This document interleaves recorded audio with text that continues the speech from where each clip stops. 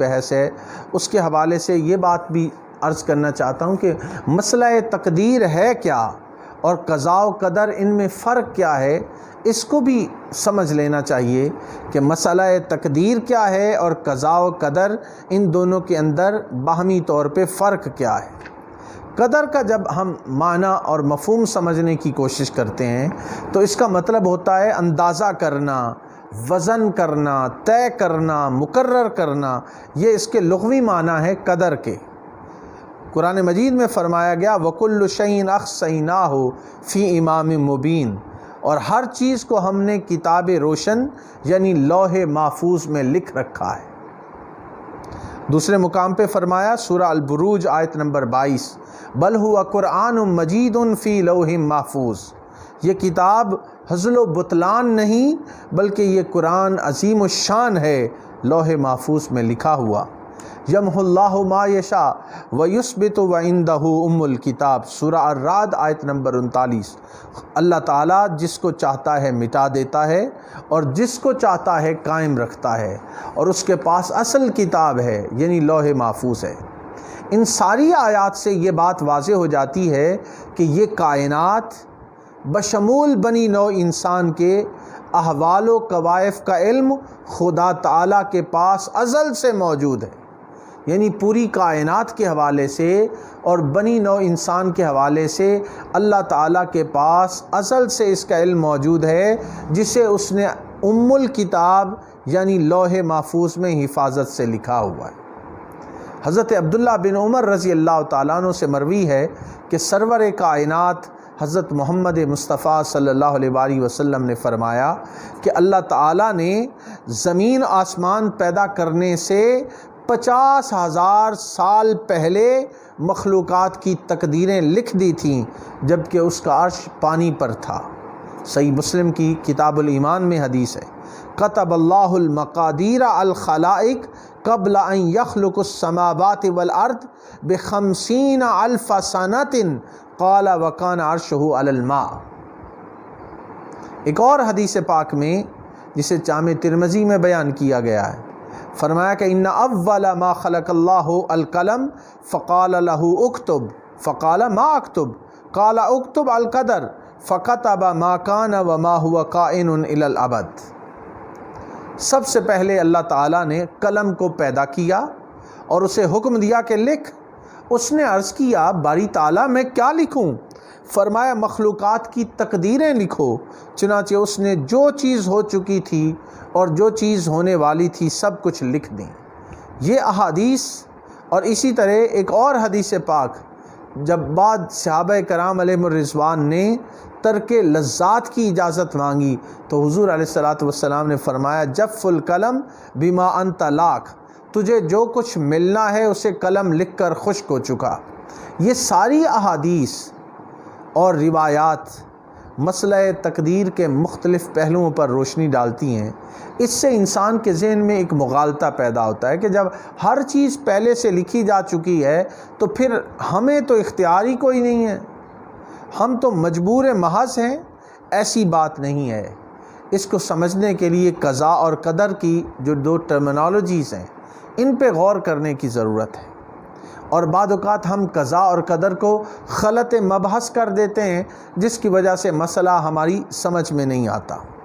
یہاں پہ دو لفظ ہیں، ایک ہے قضاء و قدر، ان دونوں کے حوالے سے دو مفہوم ہیں۔ ایک تو اس کا آفاقی اور کائناتی مفہوم ہے قضاء اور قدر کا، اور ایک انفرادی سطح پر اور شخصی سطح پر اس کا مفہوم ہے۔ جب ہم آفاقی اور کائناتی اعتبار سے قضاء اور قدر کو جاننے کی کوشش کرتے ہیں تو قضاء اور قدر کا مفہوم سمجھنے کے لیے قضاء یہ ہے جس سے مراد ہے تخلیق کائنات، قضاء سے اللہ تعالیٰ کی تخلیق کی طرف اشارہ ہے، اور قدر کا مفہوم ہے اختیار جو اللہ تعالیٰ نے انسان کو دے رکھا ہے۔ اللہ تعالیٰ نے ساتوں آسمان، زمین اور کائنات کے ساتوں طبقات پیدا کیے اور اپنی مخلوق تخلیق فرمائی، یہ قضاء ہے، اور قدر انسان کو جو اختیار حاصل ہے۔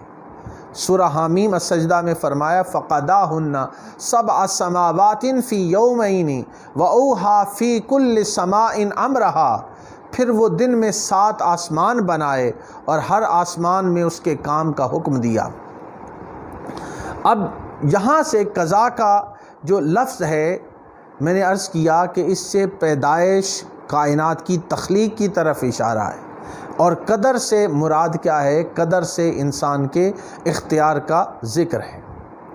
اب یہ تو ایک آفاقی معنی میں نے آپ کے سامنے بیان کیا کہ آفاقی اور کائناتی معنی قضا اور قدر کا کیا ہے۔ دوبارہ عرض کر دوں کہ قضا سے مراد تخلیق ہے، قدر سے مراد انسان کو جو اختیار ہے اس کی طرف اشارہ ہے۔ جب شخصی اور انفرادی سطح پر انسانی زندگی میں قضا اور قدر کو دیکھتے ہیں تو قدر کے معنی اندازہ کے ہیں اور قضا کے معنی اجرا کے ہیں، اس کے نافذ ہونے کے ہیں۔ اسے امام راغب اصفہانی نے اپنی مفردات القرآن میں بیان کیا۔ اللہ تعالیٰ نے انسان کے لیے برائی اور اچھائی کی تخلیق کر دی ہے۔ اب انسان کے اختیار میں ہے کہ وہ اچھائی کو منتخب کرتا ہے یا برائی کو منتخب کرتا ہے۔ سورہ البلد میں ارشاد فرمایا، الم نجعل لہ عینین ولسانا وشفتین وہدیناہ النجدین۔ فرمایا گیا بھلا ہم نے اس کو 2 آنکھیں نہیں دیں اور زبان اور 2 ہونٹ نہیں دیے؟ یہ چیزیں بھی دیں اور اس کو خیر و شر دونوں کے راستے بھی دکھا دیے۔ وہدیناہ النجدین، خیر کا راستہ بھی انسان کو دکھا دیا، شر کا راستہ بھی دکھا دیا۔ خیر کے راستے پہ چل کے نجات پائے گا، شر کے راستے پہ چل کے اللہ تعالیٰ کے عذاب کا حقدار ٹھہرے گا۔ پھر اللہ تعالیٰ نے دین کے معاملے میں انسان پر جبر نہیں کیا۔ سورہ البقرہ کی آیت نمبر 256 میں فرمایا، لا اکراہ فی الدین قد تبین الرشد من الغی۔ دین اسلام میں زبردستی نہیں ہے، ہدایت صاف طور پر ظاہر اور گمراہی سے الگ ہو چکی ہے۔ پھر سورہ الکہف میں فرمایا، وَقُلِ الْحَقُّ مِن رَبِّكُمْ فَمَنْ شَاءَ فَلْيُؤْمِنْ وَمَنْ شَاءَ فَلْيَكْفُرْ۔ اے رسول پاک صلی اللہ علیہ وآلہ وسلم، آپ فرما دیجئے یہ قرآن تمہارے پروردگار کی طرف سے برحق ہے، جو چاہے ایمان لائے اور جو چاہے کافر رہے۔ تو یہ اختیار دے دیا کہ کوئی ایمان لاتا ہے یا کفر کرتا ہے۔ اللہ کے لیے مشکل نہیں تھا کہ وہ انسانیت کو چاہتا یا ساری مخلوق کو چاہتا تو مسلمان کر دیتا۔ یہ اس کی منشا ہی نہیں تھی کہ سب کو ایک ہی طریقے سے رکھتا۔ پھر آپ انبیاء کرام علیہ السلام کی زندگی کا بھی جائزہ لیں تو انبیاء کرام علیہ السلام نے انسانوں پر سختی نہیں کی، بلکہ اللہ کا پیغام پہنچایا اور بس انسان پہ چھوڑ دیا۔ اختیار انسان کو دیا کہ وہ خیر کا راستہ چنتا ہے یا بدی کا راستہ چنتا ہے۔ یہی وجہ ہے کہ انبیاء کرام علیہ السلام اور حضور علیہ السلام کو فرمایا گیا کہ ما علی الرسول الا البلاغ، پیغمبر کے ذمے خدا کا پیغام پہنچا دینا ہے۔ پیغمبر کی یہ ڈیوٹی ہے، ما علی الرسول الا البلاغ، بات پہنچا دی بس۔ اب یہ انسان کو اختیار حاصل ہے کہ وہ اچھا کام کرتا ہے یا برا کام کرتا ہے۔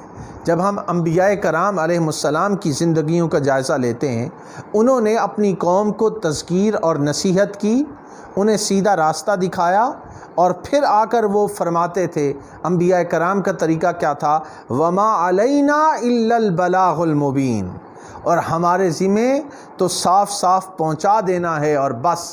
اب اگر تم سیدھے راستے پہ چلتے ہو ویل اینڈ گڈ، اور اگر اس راستے پہ نہیں آتے تو یہ انسان کو اختیار حاصل ہے، اور اگر سیدھے راستے پہ انسان نہیں چلتا تو پھر اللہ کے ہاں عذاب کا حقدار ٹھہرے گا۔ اب یہاں پہ قضا کا کیا مفہوم ہے، اس کی وضاحت بھی میں عرض کر دوں۔ قضا کے مفہوم کے حوالے سے قرآن مجید کی ایک آیت پر آپ توجہ فرمائیں۔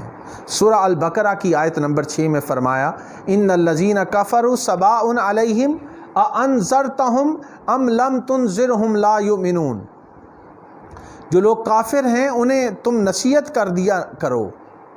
ان الذین کفروا سواء علیہم اانذرتہم ام لم تنذرہم لا یؤمنون۔ جو لوگ کافر ہیں انہیں تم نصیحت کرو یا نہ کرو، ان کے لیے برابر ہے، وہ ایمان نہیں لائیں گے۔ تو گویا یہ اللہ تعالیٰ اپنے علم کی بنیاد پہ جانتا ہے کہ کون اپنے آپ کو سیدھے راستے پہ لاتا ہے اور کون سیدھے راستے پہ نہیں لاتا۔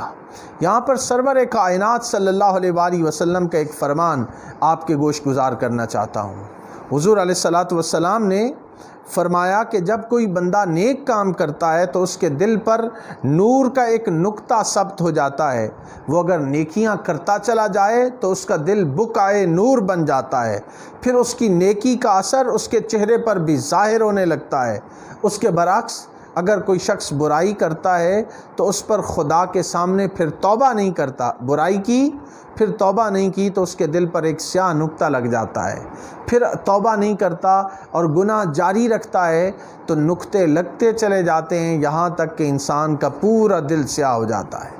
اس سے یہ بات معلوم ہوئی کہ یہ انسان کے دل پر سیاہی اور انسان جب وہ پھر سیاہی لگ جاتی ہے تو پھر یہ اسے قرآن پاک نے زنگ کہا، کلا بل ران علی قلوبہم بما کانوا یکسبون۔ پھر اچھائی اور برائی اس بندے پہ برابر ہو جاتی ہے، کوئی اثر ہی نہیں کرتی۔ یہ انسان کے اپنے کیا کرتا ہوتا ہے، انسان کی اپنی کوشش کی وجہ سے اور اپنے کاموں کی وجہ سے ہوتا ہے، جس کی وجہ سے اس پر یہ مصیبت آتی ہے۔ اب یہاں پہ اس بات کو میں اختتام کی طرف لاتا ہوں، اور اختتام اس کا یہی ہے کہ ہم قضاء اور قدر کے مسئلے کو اپنے آپ کو عمل سے دور لے کے نہ جائیں، بلکہ ہمیں اللہ تعالیٰ نے اختیار دیا ہے اور اس اختیار کی بنیاد پر ہی ہم سے حساب ہونا ہے۔ میں مولانا روم رحمۃ اللہ علیہ کی دو مثالیں جنہیں انہوں نے مثنوی میں بیان کیا ہے وہ بیان کر کے آپ سے اجازت چاہوں گا۔ مولانا روم رحمۃ اللہ علیہ نے ایک چور کی مثال دی کہ ایک چور نے چوری کی اور شاہی پیادے اسے پکڑ کر کوتوال کے پاس لے گئے۔ کوتوال نے اس سے پوچھا کہ تو نے چوری کی ہے؟ وہ شخص کہنے لگا ہاں میں نے چوری کی ہے، لیکن میں نے جو کچھ کیا خدا کے حکم سے کیا ہے۔ تو جانتا ہے کہ کائنات کا ایک ذرہ بھی خدا کے حکم سے باہر نہیں ہے۔ یہ سن کر کوتوال نے پیادوں کو کہا کہ اسے درخت سے الٹا لٹکا دو، پھر اس کو اتنا مارو کہ کھایا پیا سب کچھ بھول جائے۔ یہ حکم سن کر چور گڑ گڑانے لگا اور رونا شروع کر دیا۔ کوتوال نے پوچھا کیوں روتے ہو؟ یہ کام میں تو خدا کے حکم سے ہی کر رہا ہوں۔ تو گویا یہاں پہ اس نے گڑ گڑانا شروع کر دیا۔ دوسری مثال جو مولانا روم نے دی ہے اسی پہ میں اپنی بات ختم کر رہا ہوں۔ مولانا روم نے یہ مثال دی ہے کہ ایک شخص بغیر کسی کی اجازت کے باغ میں گھسا، درخت پہ چڑھ کے پھل توڑنے لگا۔ اتنے میں باغ کا مالک آ گیا۔ باغ کے مالک نے کہا ارے بے حیا نیچے اتر، میری اجازت کے بغیر یہ پھل توڑ رہا ہے۔ اس پر اس شخص نے جواب دیا اگر اللہ کا بندہ اللہ کی پیدا کی ہوئی کھجور توڑ کر کھائے تو اس میں بے حیائی کی کون سی بات ہے؟ خدائے بے نیاز کی لازوال نعمتوں پر سانپ بن کر بیٹھنے والا تو کون ہے؟ یہ سن کر باغ کے مالک نے اپنے نوکر سے کہا ذرا مضبوط سی رسی اور کوڑا لے کر آؤ تاکہ میں اللہ کے اس بندے کو جواب دوں۔ غلام دوڑا دوڑا گیا، رسی لے کر آ گیا اور دونوں چیزیں پیش کر دیں۔